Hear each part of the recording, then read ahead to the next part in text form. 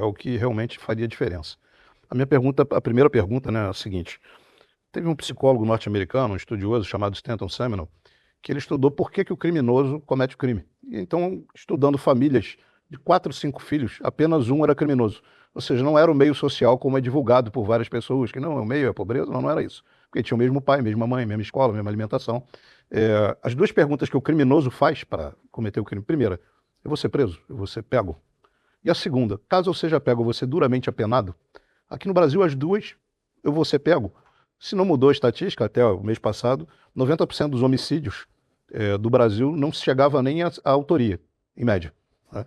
Então, e a segunda pergunta, nesse caso, estamos pegando o pior crime, vai ser duramente apenado? Não, vai sair rapidamente. A pergunta, em suma, é, né, diante desse cenário: a pena de morte e prisão perpétua. O senhor admite discutir prisão perpétua e pena de morte para determinados crimes? Como pretende viabilizar essas medidas diante da Constituição, que proíbe pena de caráter perpétuo e permite a pena de morte somente em caso de guerra declarada? Caso essas propostas não avancem, qual seria a sua alternativa concreta? Nós falamos muito disso. Eu acho que para você tocar uma Assembleia Constituinte originária, você tem que ter uma vitória em campo como presidente da República, e não uma vitória eleitoral. Essa vitória que eu descrevi para vocês, em que a população vai entender que o presidente se comporta como um comandante em chefe, fazendo esse enfrentamento ao crime. E ao ver resultados, o presidente da República tem que falar: agora eu preciso alterar a Constituição. E aí trazer a discussão de uma Assembleia Constituinte com uma correlação de forças contra aquilo que a gente chama de centrão, que seja forte o suficiente para permitir passar essa agenda e não contaminar essa nova Constituição. Então, esses dois temas são centrais. Eu acho que o Brasil precisa discutir pena de morte, o Brasil precisa discutir prisão perpétua. Precisa. E dois, e aí entra um elemento. Até lá, nós temos que ter um aumento brutal de penas e uma alteração profunda na lei de execução penal, alteração no inquérito policial, alteração nos planos de carreira policial, na questão da carreira única. Tem que ter para você aumentar a efetividade para nós fazermos essa construção até lá. Dito isso, nós temos que discutir pena capital e temos que discutir prisão perpétua. Eu acho que tem certos crimes e tem uma lógica que envolve a recuperação do criminoso que se torna simplesmente um instrumento de motivação do bandido a continuar no ciclo dele de cometer o crime, sair da cadeia e volta. Até porque, eu não gosto de contar muita historinha, né? Mas eu adoro contar historinha. A gente tem uma questão que o Estado brasileiro, desde o fim do período do regime militar, ele tá tomado por culpa. Foi muita violação de direito humano, e houve violações de direitos humanos, não tô negando. Mas não só as faculdades de direito, mas o legislador brasileiro, ele começou a operar na linha de que o Estado tem que diminuir o seu impacto punitivo. E ao fazer isso, ele criou uma indústria da impunidade que gera da parte do bandido essa sensação de leniência. Outra, tem um programa que estão saindo agora como Pena Justa, em que o judiciário se comporta como um agente desesperado para soltar um bandido, porque, este presídio aqui não está em condições. No Ceará, que está em guerra, o programa Pena Justa está sendo comemorado em rádio. Olha, vai ter agora um Pena Justa e vai tirar um monte de gente da cadeia. Eles estão em guerra. Então, claramente, um bandido hoje, ele se sente muito confortável em trabalhar. Muito confortável. Então essas alterações de Constituição estão no nosso plano, mas eu só vou conseguir executar, então eu não vou ser mentiroso, se eu conseguir antes ter vitórias contra o crime organizado e ter uma vitória do ponto de vista econômico, que é fazer os juros baixar e as pessoas começarem a voltar a ter empregos formais. Se eu não conseguir essas duas vitórias, eu não vou ter força para uma Constituinte. Então eu não vou vir aqui mentir para vocês. Só vou conseguir fazer uma Constituinte se eu ter essas duas grandes vitórias nos 2 primeiros anos de mandato. Perfeito. Eu ouvi você fazendo uma ressalva à posição do Centrão, e eu lembro que há 7 anos, né? O general Heleno, numa reunião com os deputados federais da base do governo, né? Ele dizia para os deputados: vários deputados aqui vão virar tutuca de Centrão, né? E de fato aconteceu. Eu tenho um certo cuidado, porque sem o Centrão, num primeiro momento, você não vai a lugar nenhum, viu, Renan? Só esse cuidado, porque quem vai estar apoiando o Renan? Vai ser a esquerda, né, no Congresso Nacional? Não. Vai ser o PSOL e o PT? Mas eu não posso esquecer que eu sou mesmo quando eu estiver lá. Perfeito. Eu não posso deixar de odiá-los. Sim. Só que a democracia, e essa é a beleza da democracia, impõe que eles sentem comigo e eu sente com eles. Perfeito. E eu os trate com respeito, mas eu tenho que saber quem eu sou e eles têm que saber quem eles são. Então, o Centrão hoje opera através da compra de votos, com relações sujas com o crime organizado. Aqui no Rio de Janeiro, o Centrão é completamente vinculado ao crime organizado. E eu sei quem eles são e espero que eles saibam quem eu seja. Quem eu sou, desculpa. Então, somos diferentes, mas já que o eleitor brasileiro está disposto a colocar pelo menos 300 membros do Centrão altamente corruptos no Congresso, e vou profetizar de maneira negativa, vou amaldiçoar, mas é uma realidade. Sim, o eleitor o fará. O eleitor vai vender o seu voto para mais de 300 bandidos que vão estar no Congresso. Eu, vencendo a eleição, vou ter que lidar, porque foi assim que o eleitor brasileiro quis. E possivelmente na urna vai estar um deputado federal do Centrão, um senador do Centrão, e o cara vai escolher você. É bastante razoável que aconteça. Ganhando a eleição, isso vai acontecer aos montes, aos milhões. Sim. E eu para explicar isso para o eleitor depois, porque o eleitor vai ter tomado essa decisão consciente. Esse é o grande problema brasileiro. O tal do sistema. O Centrão representa esse sistema. E eu tenho uma grande proposta para isso. Acho que a gente pode ir mais pro fim, a gente comentar sobre isso. Perfeito. Mas ele é o grande problema. Eu considero ele um problema maior para o Brasil, um problema sistêmico maior do que a esquerda. A esquerda é uma constante nas democracias do mundo inteiro. E ela é passível de ser derrotada. O Centrão é uma coisa muito brasileira, uma jabuticaba. E ele te impede de realizar qualquer coisa plena. Então você vai passar uma prisão em segunda instância. A prisão em segunda instância, ela afeta o combate ao crime. Sim. Mas ela pega crime do colarinho branco. Aí o Centrão, opa, vamos derrubar isso no judiciário, não vamos deixar passar, porque senão eu serei preso. Então, boa parte da legislação processual, lei de execução penal, o Centrão não quer que se aprofunde muito, porque isso mexe neles no fim do dia. Então, o Centrão é um elemento que, assim, nós precisaremos tratar com muito cuidado, mas entendendo que na democracia eu vou precisar negociar com eles. Perfeito. Chau Della Torre. Uma das subperguntas, né, vamos chamar assim, é o seguinte, é muito simples, né? Aliás, a gente já fez ela aqui. É ingenuidade supor que o crime organizado se infiltrou apenas na Alerj. A gente, aqui no Rio de Janeiro, na nossa Assembleia Legislativa, a gente bateu um recorde. Pelo que noticia a imprensa, a gente tem infiltração de Comando Vermelho, de Terceiro Comando, de milícia e de contravenção. Tem a tal da lista do Adilcinho, que está deixando metade da Assembleia Legislativa. É um bicheiro que agora fornece cigarro para as facções do Rio de Janeiro. Então, tem que me atualizar, então. Agora tem o Pois é, Adilcinho. então, Essa lista do Adilcinho, apreendida pela Polícia do Federal, contrabando de cigarro, né? Eu vi tá essa deixando história, metade da Alerj sem dormir. Mas é ingenuidade supor que o crime organizado só se infiltrou na Assembleia Legislativa do Rio de Janeiro. Se o senhor for eleito presidente, o senhor vai ter que lidar com um Congresso independente do Centrão. Eu lhe confesso que eu tenho muita dificuldade de entender essa coisa de centro, né? Para mim, ou é esquerda ou é direita. A história ensina isso. Mas, concordo, é essa jabuticaba, né, brasileira. Mas se o senhor for eleito presidente, o senhor vai ter que lidar com um Congresso independente dessas questões aí de Centrão, que certamente vai ter infiltração de crime organizado. Essa é uma primeira pergunta. Segunda pergunta. O senhor falou de Kelsen, de Jacobs, direito penal do inimigo.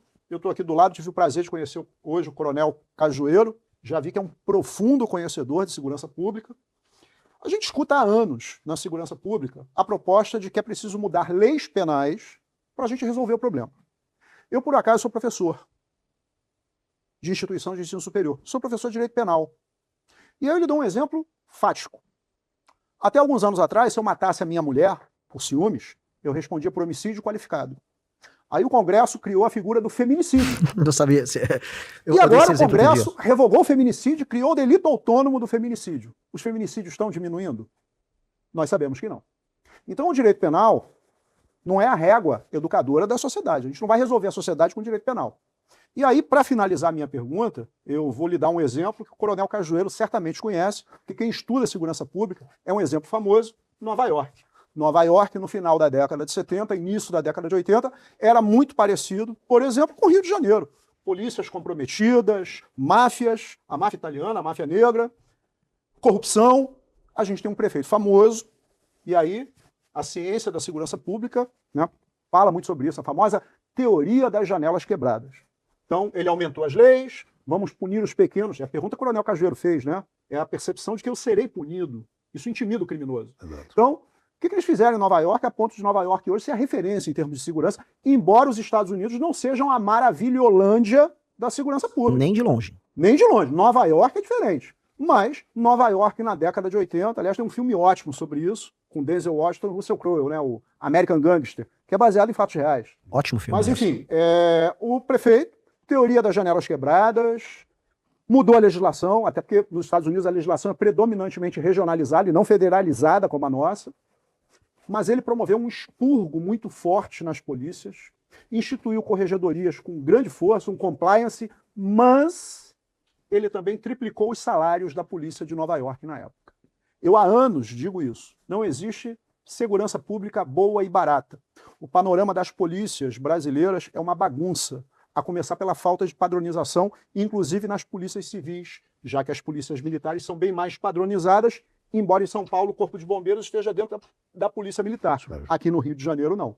Só que a gente tem essa questão da disparidade salarial.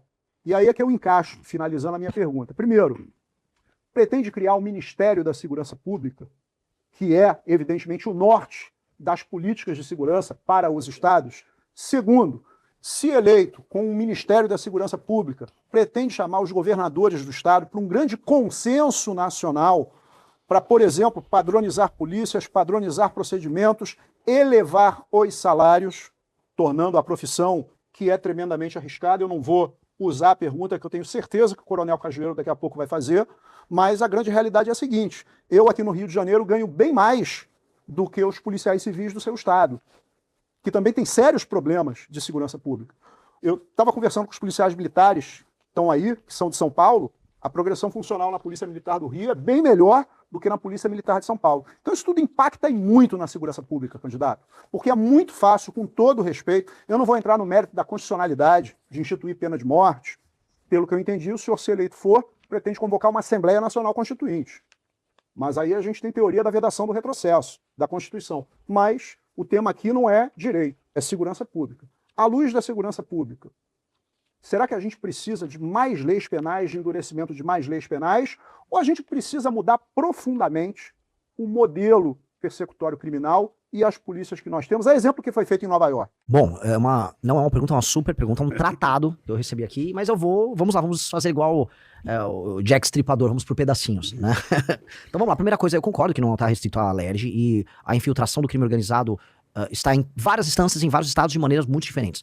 E o privilégio que eu tive de viajar pelo Brasil é para entender muito como funciona em cada lugar, cada tipo de infiltração.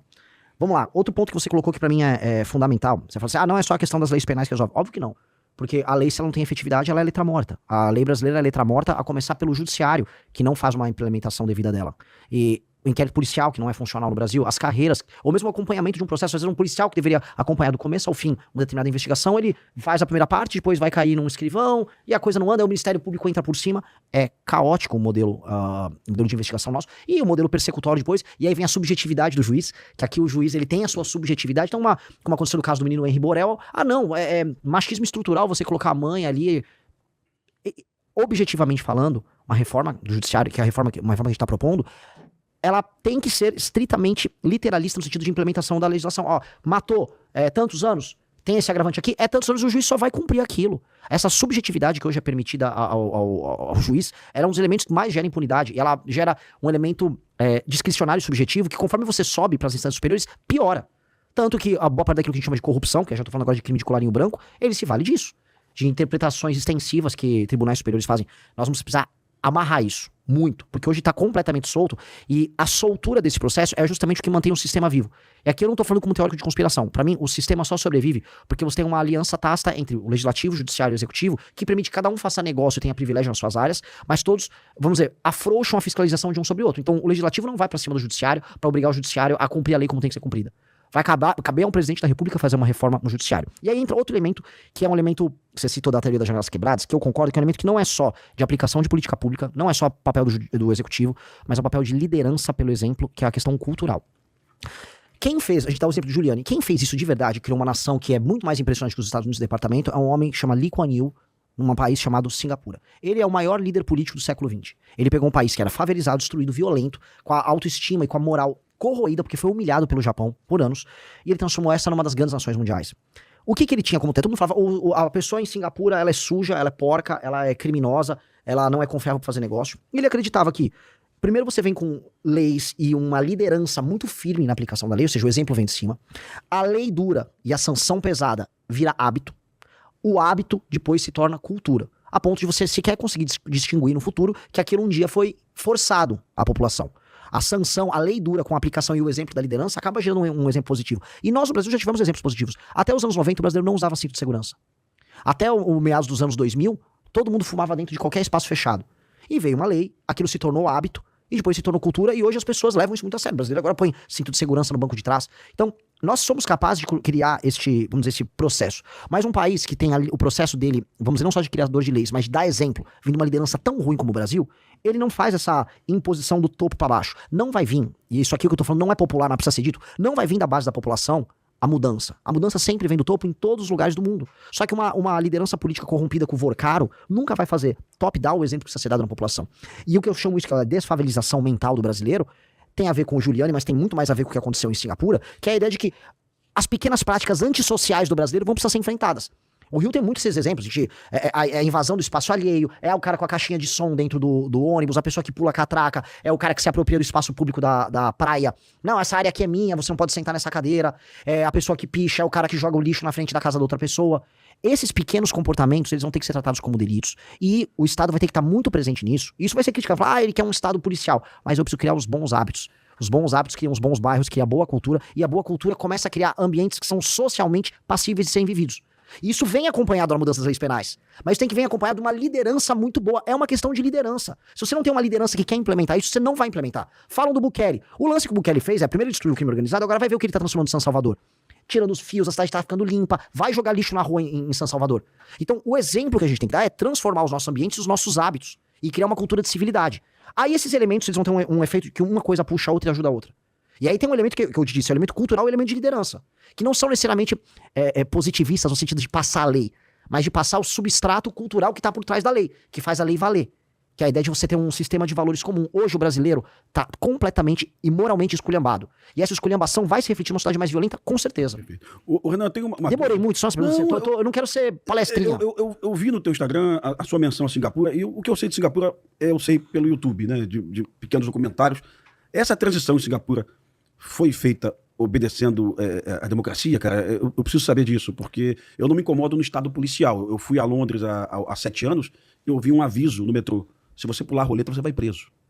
No mesmo momento, no Rio de Janeiro, 70 mil pessoas pulavam a roleta do BRT por dia. Com certeza Londres está certo e o Rio de Janeiro está errado. Lógico. Então, o estado policial, sinceramente, eu não me incomodo. Faz parte do processo educativo. Eu tenho medo da ausência de democracia. Singapura teve uma ruptura do Estado Democrático de Direito, Foi diferente, porque Singapura, ela foi meio que expulsa da Malásia. Sim. Ela era uma parte, e ela foi tocada pra fora, por parte de uma outra nação, e aí o Lee Kuan Yew era o líder que fez essa transição, e ele começou num regime que não era democrático, e ele fez a transição para um regime Ele é democrático. obcecado com limpeza, inclusive. Ele é Sim. obcecado com limpeza. Sim, ele tornou, o que ele faz é a transição. Ele começa num regime que não era aberto, porque nunca havia sido aberto, porque nem existia Singapura antes, e aí ele transforma depois num regime que é aberto. Então, Singapura passou por isso. Outras nações asiáticas passaram por isso. Sim. A bem da verdade. A própria Coreia do Sul Sim. também passou o processo de criação. Criação não é que é uma divisão, mas de transição de um regime mais fechado para um regime que hoje é democrático e Ele era um aberto. país miserável até a década de 70. Exato. Ele é mais pobre do que a gente na década de 80. Exato. A questão toda é que você pode implementar isso num regime democrático. As coisas não são detrimentais. Você pode ter muita lei e ordem num regime democrático. O Japão tem muita lei e ordem num regime democrático. E eu acho que nós temos que ter muita lei e ordem dentro de um regime estritamente democrático. Eu falo isso porque vem muitas pessoas que vão criticar, mas você tá falando desse exemplo aqui do Bukele, ou daquele outro exemplo da China. A China é muito dura também vai jogar lixo na rua em Xangai. Sim, mas eu estou dando exemplo porque a punição é alta, só que você pode fazer punição alta em regimes democráticos. Isso não é detrimental de maneira alguma. Perfeito. Então, é sempre importante colocar essa ressalva. E tem uma outra ressalva também, quando você fez a colocação do início dessa transição do regime militar para a democracia no Brasil, eu gosto de lembrar para todo mundo que o operador da lei hoje, para o policial militar, para o policial civil, o nosso grande problema é a lei de execuções penais, que é uma lei de 83 de dezembro do governo Figueiredo, ministro Ibrahim Abiakel. Tá? Então, essa lei que possibilita o bandido mudar de regime com 1/6 da pena, que é exclusividade do Brasil, não tem em nenhum lugar do mundo, ela veio do regime militar. Sim. Né? Impressionante, pouca gente acredita nisso, as pessoas me criticam quando eu falo. Mas é verdade. Veio do Figueiredo, né? O ministro Ibrahim Abiakel, no final do governo Figueiredo. O mundo todo é 2/3 da pena, 1/3 da pena, metade da pena. No Brasil é 1/6. Graças a Deus o Derrite conseguiu mexer nisso aí, até com apoio interessante da Tabata e da Maria do Rosário, né?